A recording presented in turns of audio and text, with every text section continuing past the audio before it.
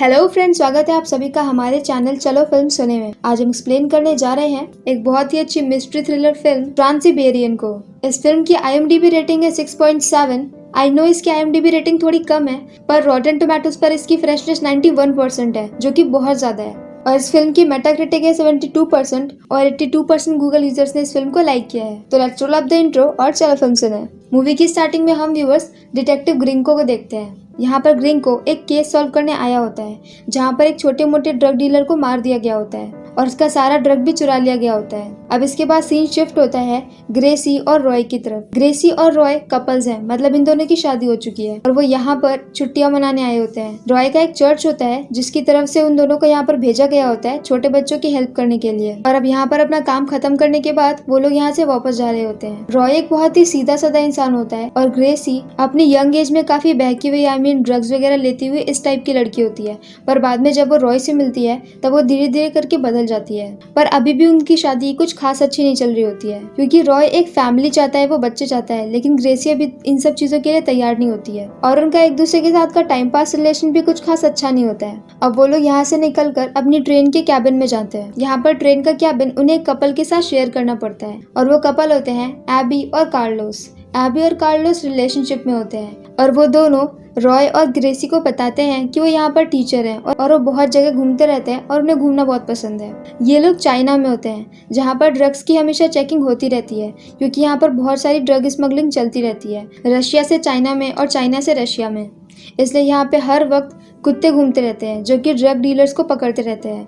यहाँ पर ट्रेन में, होटल में, हर जगह पर कभी ना कभी अचानक से ही चेकिंग चलने लगती है। अब ये दोनों कपल साथ में डिनर करते हैं और काफी मस्ती मजाक करते हैं और आपस में बहुत सारी बातें करते हैं। कार्लोस दिखने में काफी डैशिंग होता है और स्मार्ट होता है, तो ग्रेसी कहीं ना कहीं उसकी तरफ थोड़ा सा अट्रैक्ट हो जाती है। नेक्स्ट मॉर्निंग कार्लोस और ग्रेसी बात कर रहे होते हैं, तब कार्लोस ग्रेसी को कुछ डॉल्स दिखाता है। ये ट्रेडिशनल टाइप की दिखने वाली डॉल्स होती हैं, जिसके अंदर डॉल करके ऐसे करके बनी होती है और बहुत ज्यादा सुंदर होती है। ग्रेसी को ये बहुत पसंद आती हैं। इसके बाद वहाँ पर एबी और रॉय भी आ जाते हैं और रॉय बोलता है कि यहाँ पर ट्रेन कुछ देर के लिए रुकने वाली है, तो हम साइट सीइंग कर सकते हैं, और इसलिए वो सब बाहर निकल जाते हैं। अब बाहर वो दोनों अलग अलग हो जाते हैं, मतलब कि एबी और ग्रेसी साथ में होते हैं और रॉय और कार्लोस एक तरफ होते हैं। यहाँ पर एबी और ग्रेसी आपस में बातें करते हैं, जिसमें वो दोनों एक दूसरे के बारे में बताते हैं। मतलब ग्रेसी के बारे में वही सब जो मैं आपको पहले बता चुकी हूँ, और एबी अपने बारे में बताती है कि उसका कोई घर जैसा घर नहीं है और वह ऐसी ही घूमती रहती है, मतलब कि उससे कोई डेस्टिनेशन नहीं है और अभी तक उसने सोचा नहीं कि उसे आगे क्या करना है इस तरह से। लेकिन हाँ, उसने बताया कि उसे एक घर लेना है, एक ऐसी जगह पे जहाँ पर सामने झील हो और वो घर बहुत ही सुंदर हो।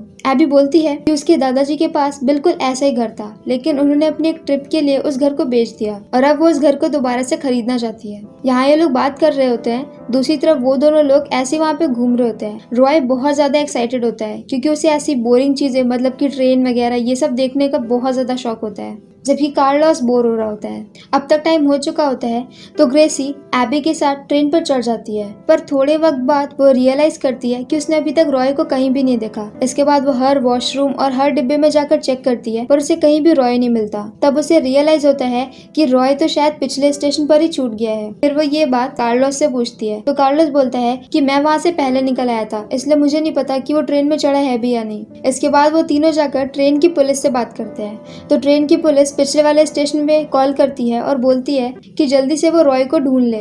और यहाँ पर पुलिस ग्रेसी को ये बोलती है कि उस स्टेशन से इस रूट पर जाने वाली नेक्स्ट ट्रेन एक दिन बाद है और यहाँ से आगे जाने वाली हर ट्रेन में पुलिस की चेकिंग हो रही है। अब ग्रेसी डिसाइड करती है कि वो अगले स्टेशन पर उतर जाएगी और एक दिन इंतजार करेगी, ताकि जब रॉय दूसरी ट्रेन से आए तो वो रॉय से मिल सके। यहाँ पर वो अकेले जा रही होती है, तो कार्लोस और एबी बोलते हैं कि ये उतना सेफ नहीं है, मतलब ये जगह उतनी सेफ नहीं है, इसलिए हम भी तुम्हारे साथ उतर जाते हैं। इस बात के लिए ग्रेसी मना करती है, पर वो दोनों नहीं मानते। तो इसके बाद ये तीनों ही वहाँ से उतर जाते हैं और दूसरे स्टेशन पे पहुंच जाते हैं और वहाँ पर पहुंचकर एक होटल में चेक इन करते हैं। इसके बाद नेक्स्ट सीन में ये लोग खाना खा रहे होते हैं। अब खाना खाते वक्त गलती से ग्रेसी के मुंह से वो डॉल्स के बारे में निकल जाता है। ये सुन करके एबी वहाँ से गुस्से से चली जाती है।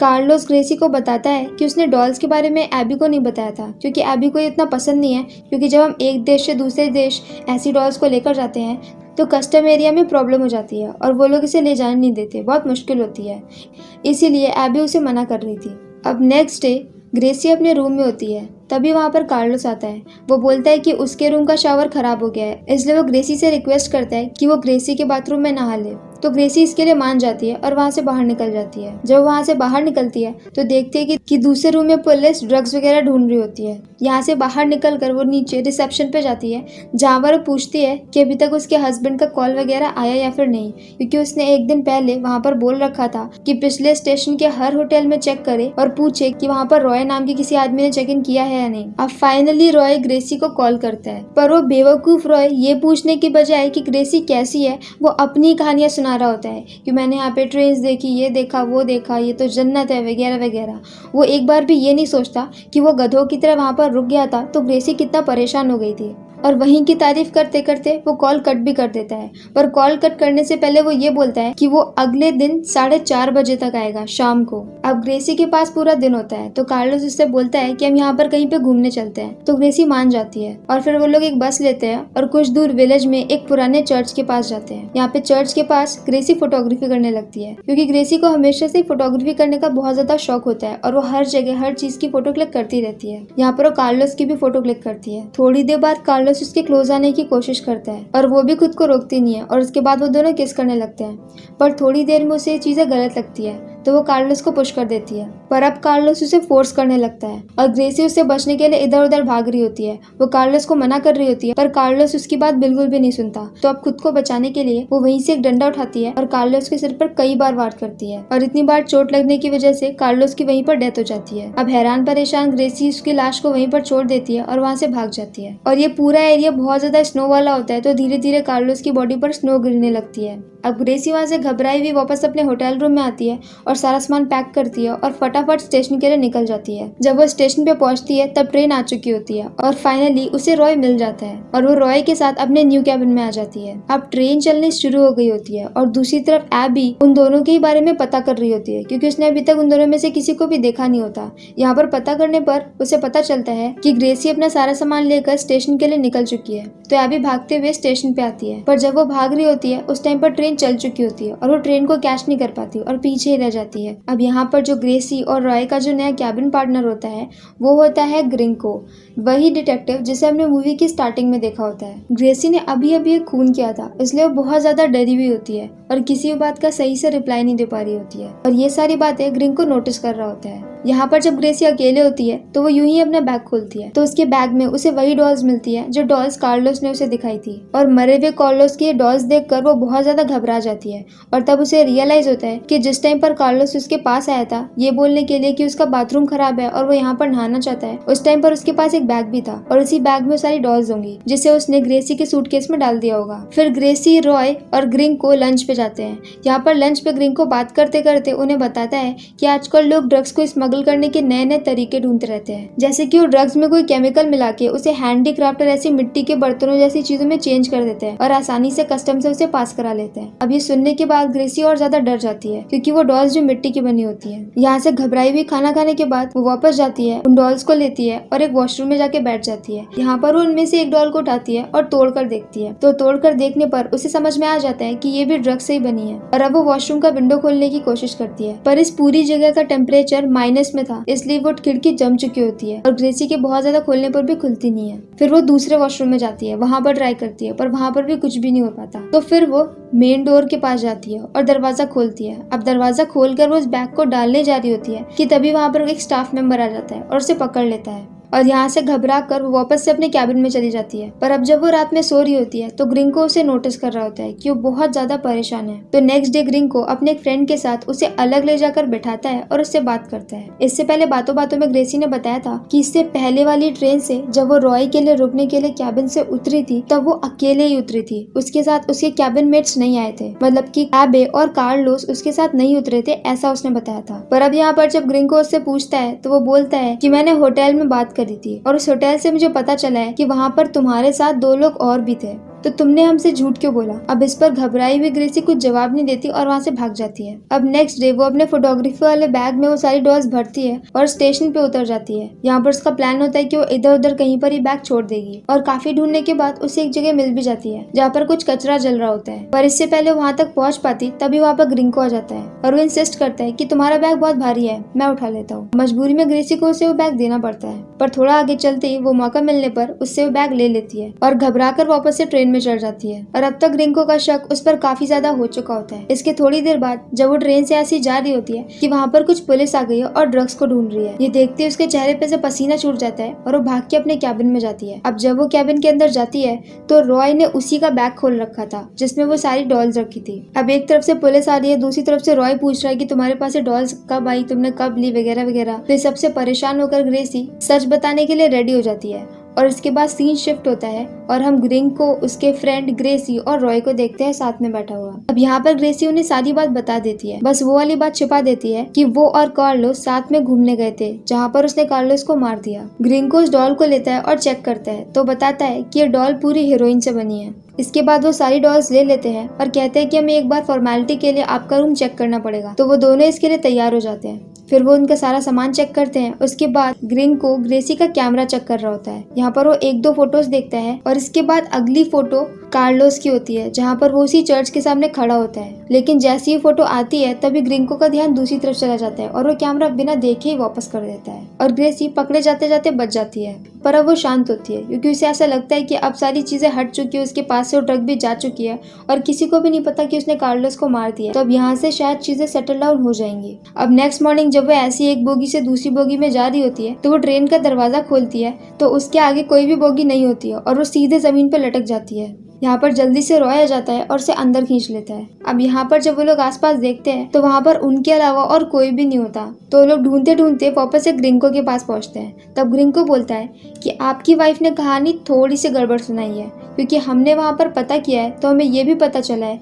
कि उन्होंने आपकी वाइफ को और कार्लोस को एक बस में कहीं पे जाते हुए देखते हैं। इसके बाद वो उस ट्रेन को रुकवाता है और जबरदस्ती रॉय और ग्रेसी को पकड़ के एक अड्डे जैसी जगह पर लेकर जाता है जहाँ पर वो उन्हें एक चेयर पर बिठा देता है और इतनी -23 वाली कड़क सर्दी में वो उनके जूते भी उतरवा लेता है जिससे कि उनके पैरों में बहुत ज्यादा ठंड लग रही होती है। यहाँ पर सामने एक टेबल में एक डेड बॉडी जैसी पड़ी होती है, पर जब ग्रिंको का फ्रेंड उस बॉडी में से पन्नी हटाता है तो वो एबी होती है जिसे उन लोगों ने पकड़ लिया होता है और उन्होंने एबी को बहुत ज्यादा बुरी तरह से टॉर्चर किया होता है। मतलब उसकी पूरी बॉडी पे उन्होंने एक चाकू से काटा होता है और उसका चेहरा भी इतना ज्यादा बिगड़ चुका होता है कि समझ में नहीं आ रहा होता है। वो रो रही होती है, चीख रही होती है और एबी को इतनी बुरी हालत में देखकर ग्रेसी बहुत परेशान हो जाती है। यहाँ पर ग्रेसी बोलती है कि प्लीज उसे कुछ मत करो। एबी को तो पता भी नहीं था कि कार्लोस क्या करता है। इस पर ग्रिंको पूछता है कि तुम्हें कैसे पता? तो ग्रेसी बोलती है कि उसने मुझे खुद बताया था कि एबी को उन डॉल्स के बारे में नहीं पता था। तो ग्रिंको बोलता है कि ऐसा हो सकता है कि तुम जैसा सोच रही हो वैसा सही ना हो। इसके बाद ग्रिंको एबी को फोर्स करता है कि कार्लोस कहाँ है, मुझे ये बताओ, कार्लोस कहाँ है ये बताओ। तो अब ग्रेसी उसे बताती है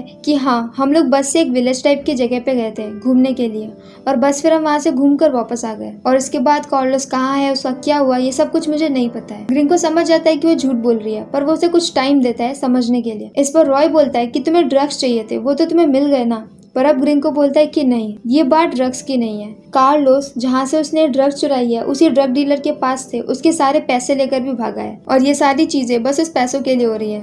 अब वो उन्हें सोचने का टाइम देता है और वहाँ से अपने फ्रेंड के साथ बाहर निकल जाता है। अब बाहर निकलकर उसका फ्रेंड उसे बोलता है कि अगर उस लड़की ने सच नहीं बोला तो मैं उसके हस्बैंड को शूट कर दूंगा और अगर तुमने उन पैसों का पता नहीं लगाया तो तुम्हारी हालत भी बहुत बुरी होगी। अब हमें पता चलता है कि असल में ग्रिंको एक डिटेक्टिव तो होता है लेकिन वो एक रशियन ड्रग डीलर के साथ मिला हुआ होता है। ग्रिंको उसके पैसे ढूंढने का काम कर रहा होता है और उसका फ्रेंड नहीं होता, वो उसी रशियन ड्रग डीलर का आदमी होता है जिसे ग्रिंको पर नजर रखने के लिए भेजा गया होता है। दूसरी तरफ अंदर रॉय इधर उधर रास्ता ढूंढता है तो उसे एक दरवाजा मिल जाता है तो फिर वो ग्रेसी को लेता है और वहाँ से निकलने लगता है। पर जब वो लोग निकल रहे होते हैं तो एबी चीख रही होती है। वो बोलती है कि प्लीज मुझे यहाँ पर मत छोड़ के जाओ और मुझे भी अपने साथ में लेकर जाओ, पर वो दोनों से वहाँ से अपने साथ में लेकर नहीं जा सकते, इसलिए उसे छोड़कर ऐसे भाग जाते हैं। बाहर उन दोनों को भी पता चल जाता है कि ग्रेसी और रॉय भाग रहे हैं तो वो भी उनका पीछा करने लगते हैं। रॉय और ग्रेसी उसी ठंड में बिना जूतों के भागते भागते उस ट्रेन के पास पहुंचते हैं और ट्रेन के अंदर चढ़ जाते हैं जहाँ पर ट्रेन का ड्राइवर बैठा होता है। अब वो ड्राइवर भी ग्रिंको के साथ मिला हुआ होता है तो रॉय उसे जान से मार देता है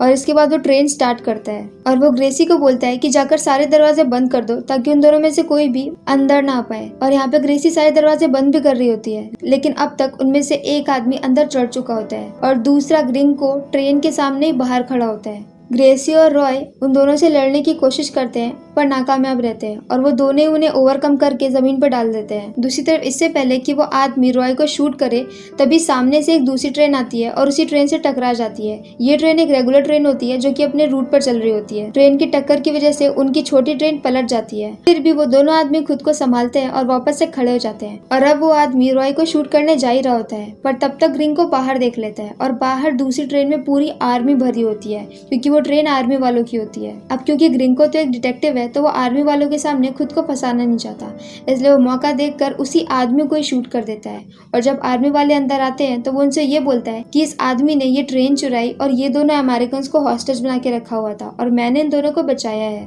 और ये बोलकर वहाँ से वो क्लीन चिट ले लेता है। ग्रेसी और रॉय को बहुत ज्यादा चोट लगी होती है, पर इस चोट में भी ग्रेसी उन्हें बताना चाह रही होती है कि वो ग्रिंको ये जो हमें मारना चाहता था, और उसकी आवाज इतनी ज्यादा हल्की होती कि कोई भी उसे कुछ खास समझ नहीं पाता है और वो उसे स्ट्रेचर पर लेकर वहाँ से निकल जाते हैं और ग्रिंको भी वहाँ से भाग जाता है। दूसरी तरफ वो आर्मी वाले वहीं पर बने उनके अड्डे पर भी अटैक कर देते हैं और एबी को भी वहाँ से बचा लेते हैं। जब ग्रेसी और रॉय ठीक हो जाते हैं तब ग्रेसी बोलती है कि उसे जाकर एक बार एबी से मिलना है और उसके बाद वो हॉस्पिटल जाती है एबी से मिलने के लिए। यहाँ पर एबी से बोलती है कि मुझे तुम्हें कुछ बताना है और सीन यहीं पर कट हो जाता है। अब हमें पता है कि वो उसे क्या बताना चाहती है कि उसने कार्लोस को मार दिया था और उसकी लाश कहाँ पर है। इसके बाद वो वहाँ से निकल आती है। अब यहाँ की पुलिस को भी विश्वास हो जाता है कि ये लोग कोई भी ड्रग डीलर्स नहीं है, ये लोग बस एक हॉस्टेज थे, तो वो उन्हें थोड़े से पेपर वर्क के बाद यहाँ से छोड़ देती है और अब वो फ्लाइट लेते हैं और अमेरिका के लिए वापस निकल जाते हैं। दूसरी तरफ ठीक होने के बाद एबी उसी जगह पे जाती है जिस जगह का पता उसे ग्रेसी ने दिया था और यहाँ पर काफी ढूंढने के बाद उसे कार्लोस की लाश मिल जाती है और वो कार्लोस के जैकेट को फाड़ती है